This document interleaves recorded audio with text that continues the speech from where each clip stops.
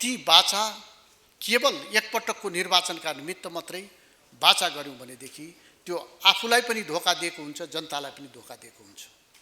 त्यसैले ती बाचाहरू मध्येमा तपाईहरुले प्राथमिकताको सूची बनाउनुहोस्। ती मध्येमा कुन चाहिँ बाचाहरू, कुन चाहिँ योजनाहरूलाई तपाईहरुले प्राथमिकता दिनुपर्दछ, ती बाचाहरूको तपाईहरुले चाहिँ प्राथमिकता गरेर सबैलाई उपयोगी हुने राम्रो योजना तर्जुमा गर्नका निमित्त पनि म आग्रह गर्छु। व्यावसायिक कृषिको विकास गरेर र हाम्रा पढेलेखाका युवाहरूलाई सूचना र प्रविधिसँग अभ्यस्त गराएर उनीहरूलाई हामीले अगाडि बढाउन सक्यौं भनेदेखि 10 वर्षभित्रमा हाम्रो देशलाई समृद्ध देशको रूपमा अगाडि बढाउन सकिन्छ। समय जान धेरै टाइम लाग्दैन। 5 वर्षपछि फेरि त्यहाँका जनताले हाम्रै पार्टीलाई निर्वाचित गराउनेछन्। त्यहाँको जनतामा को रोजाइमा तपाईहरु नै पर्न सक्नुहुन्छ। यस कुरालाई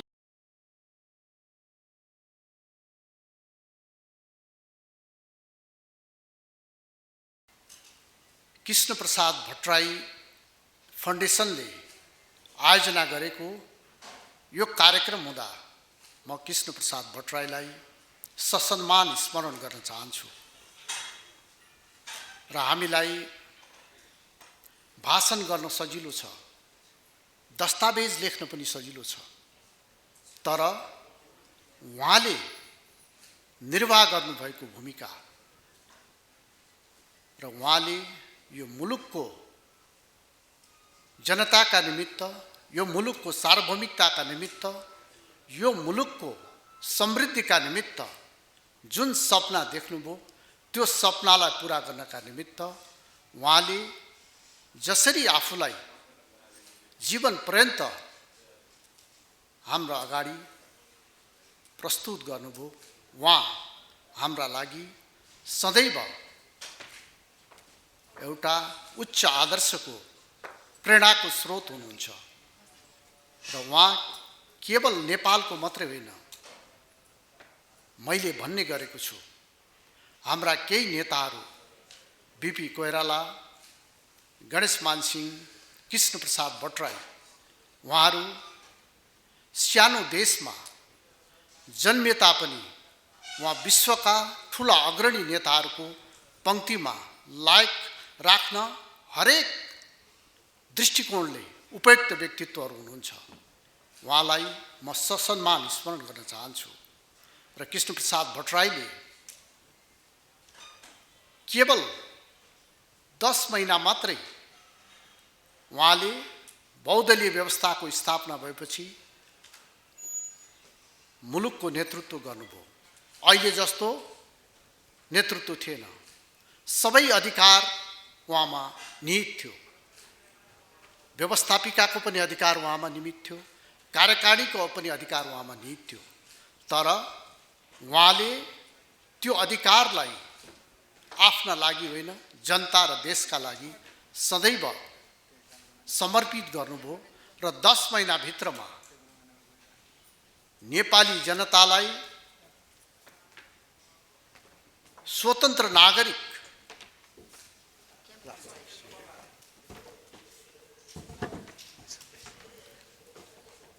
सार्वभौम देशका स्वतन्त्र नागरिकको दर्जामा पुर्याउने 47 सालको संविधान 10 महिनामा जारी गर्नुभयो। उहाँले 48 सालमा, म यो किन भनिराखेको छु भन्दाखेरि यसलाई हामीले स्मरण गर्यौं भनेदेखि यहाँ हामीले भेला भएको अर्थ रहन्छ। उहाँले 10 महिना भित्रमा, 1 वर्ष भित्रमा संविधान जारी गर्नुभयो र निर्वाचन पनि सम्पन्न गराउनुभयो। अहिले धाँधलीको हामी कुरा गर्छौं, निष्पक्षताको कुरा गर्छौं, स्वतन्त्र निर्वाचनको कुरा गर्छौं। कृष्ण प्रसाद भट्टराई त्यो बेला तपाईहरु धेरैलाई थाहा छैन, कमसेकम यो मास्तिर बस्नेहरूलाई थाहा छ। उहाँहरू कृष्ण प्रसाद भट्टराई त्यो बेला नेपालमा मात्रै होइन दक्षिण एसियामै चर्चाको शिखरमा हुनुहुन्थ्यो। त्यस्तो व्यक्तिले कसरी चुनाव हार्ला भनेर सबैले भन्थे, तर उहाँ चुनाव हार्नुभयो। किन हार्नुभयो, कसरी हार्नुभयो, त्यसको भिन्नै लेखाजोखा हुनु जरुरी छ। र नेपालको इतिहासमा गिरिजाप्रसाद कोइरालाको पनि त्यतिकै ठुलो योगदान छ। मुलुकलाई द्वन्द्वमा, जुन किसिमले मुलुक द्वन्द्वमा फसेको थियो, त्यो द्वन्द्वबाट मुलुकलाई शान्ति प्रक्रियामा ल्याउनका निमित्त उहाँको पनि त्यतिकै ठुलो योगदान छ। म यो कुरा यस निम्ति भनिराखेको छु कि अहिले पनि हामी विश्वमा जाँदाखेरि सम्पन्न देशका नागरिक भनेर चिनाउनुभन्दा गरिब देशका नागरिक, द्वन्द्व पीडित देशका नागरिकको रूपमा हामीले परिचय बनाइराखेका छौँ। अब यो परिचयलाई हामीले चाँडोभन्दा चाँडो यो परिचयलाई हामीले हटाउनु पर्दछ। हामी धनी देशका नागरिक, सम्पन्न देशका नागरिक, सभ्य देशका नागरिक भनेर हामीले विश्वलाई चिनाउनु पर्छ। त्यस दिशामा हाम्रा पाइला अग्रसर हुनुपर्दछ। तपाईहरू जो गाउँपालिकाको अध्यक्ष हुनुहुन्छ, उपाध्यक्ष हुनुहुन्छ, मेयर हुनुहुन्छ, उपमेयर हुनुहुन्छ, तपाईहरू स्थानीय सरकार हो। प्रदेशको सरकार, केन्द्रको सरकार, गाउँका जनताका निमित्त त्यो टाढाको सरकार हो। तपाईहरू जनताको सबैभन्दा नजिकको सरकार हो। त्यसैले तपाईहरूलाई जुन विश्वासका साथ आफ्ना जनताहरू निर्वाचित गराएका छन्, त्यो विश्वासका साथ तपाईहरूले काम गर्नुहुनेछ भन्ने विश्वास हामी सबैले लिएका छौँ। मेरो विचारमा तपाईहरूका मुख्य 3टा काम छन्: विकास निर्माण, सेवा प्रवाह र जनताको गुनासोलाई सम्बोधन गर्ने। यी 3टा कुरामा तपाईहरूले ध्यान केन्द्रित गर्नुभयो भनेदेखि समय जान धेरै टाइम लाग्दैन।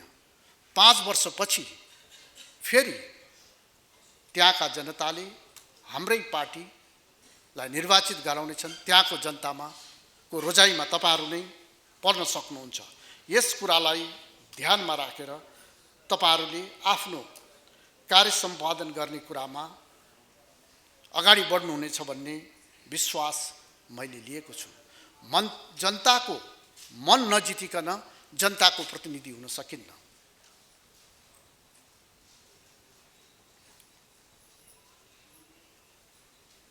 स्रोत व्यवस्थापन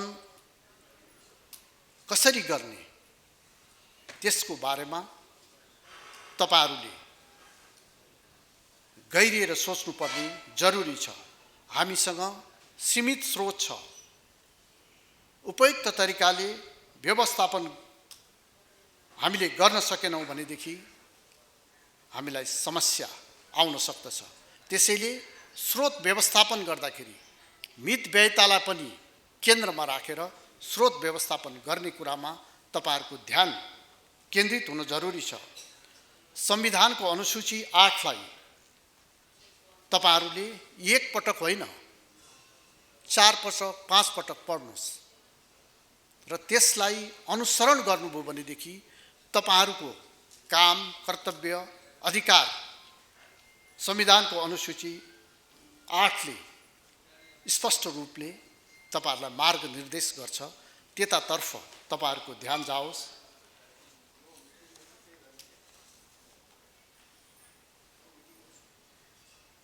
हामीले चुनाव जित्दाखेरि अनेक किसिमका बाचाहरू गरेर आएका छौँ।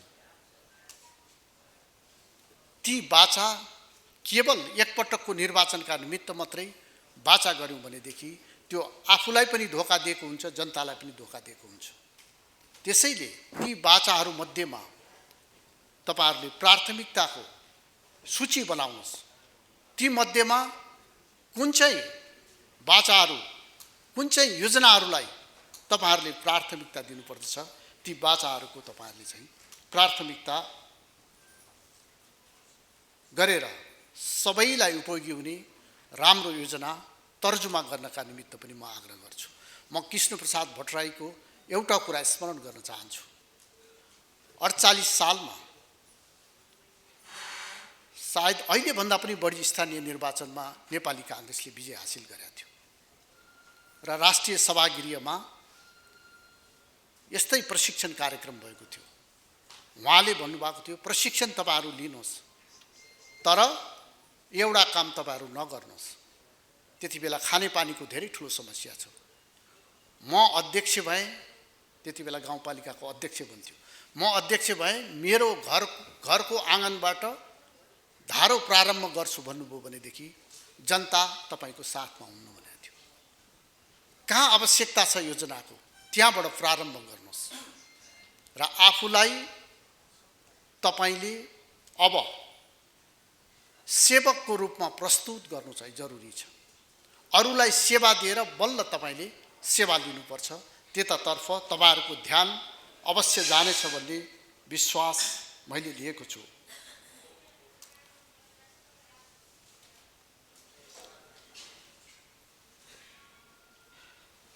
तपाईले संघीय सरकारबाट पनि योजनाहरू लिन सक्नुहुन्छ।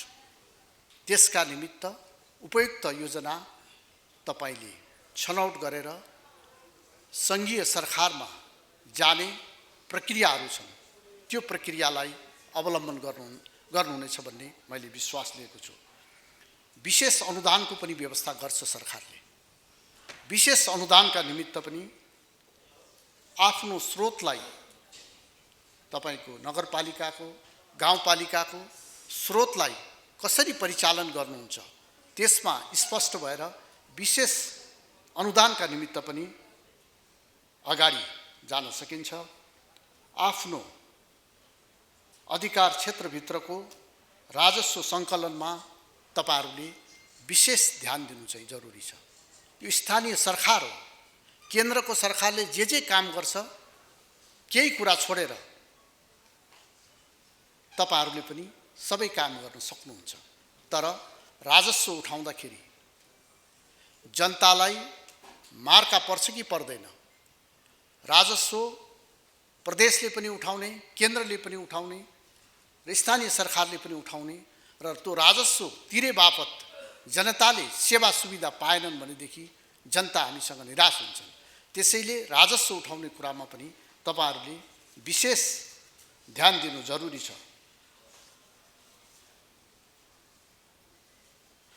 राजस्वको दर निर्धारण गर्दा तपाईहरुले सबैको सहमति लिनु जरुरी छ। तपाईले जसलाई पराजित गर्नुभएको छ, चुनावमा भाग नलिएका गाउँघरमा प्रबुद्ध व्यक्तिहरू पनि छन्, ती सबैको राय सल्लाहबाट नै राजस्वको दर निर्धारण गर्नुभयो भनेदेखि त्यो व्यावहारिक र वैज्ञानिक हुन्छ। त्यस दिशामा पनि तपाईहरुले ध्यान दिनु जरुरी छ। जनतालाई करको भार दिने तर त्यसबाट सेवा सुविधा प्रदान गर्न सकेन भनेदेखि पनि हाम्रो काम अपूर्ण रहन्छ, अधुरो रहन्छ। यसका निमित्त यी कुराहरूलाई ध्यानमा राखेर तपाईहरु अगाडि बढ्नुहुनेछ र आपसी समझदारीलाई एक जिल्ला र अर्को जिल्लाका जनप्रतिनिधिहरूको बीचको सरसल्लाहलाई अनुभवलाई यहाँहरूले एक्सचेन्ज गर्ने काममा तपाईहरु लाग्नुभयो भनेदेखि अझ तपाईहरुको विजयले जनता तपाईहरुबाट बढी लाभान्वित हुन सक्छन्। अहिले सूचना र प्रविधिको विकासले संसार नै एउटा गाउँको रूपमा परिणत भएको छ। अहिले हाम्रो देशमा दुई किसिमका युवाहरूको उत्पादन भइराखेको छ। एउटा युवा एसएलसी पढ्यो, पढ्न सकेन, आफ्नो भविष्य उसले गाउँमा देखेन, उस छेउको सहरमा आयो, त्यहाँ पनि आफ्नो भविष्य देखेन, काठमाडौँ आयो, त्यहाँ आफ्नो भविष्य देखेन। सहरको गरिबी झन् चर्को छ, यहाँ पनि ऊ बस्न नसकेर ऊ विदेश पलायन भएको छ, ठुलो सङ्ख्यामा विदेश गएको छ। त्यहाँ 3टा काम उसले गर्नुपर्छ, डिफिकल्ट, डेन्जर र डर्टी काम गर्नुपर्छ। त्यसका निमित्त 30, 40, 45 हजार रुपियाँ उसले मासिक प्राप्त गर्छ।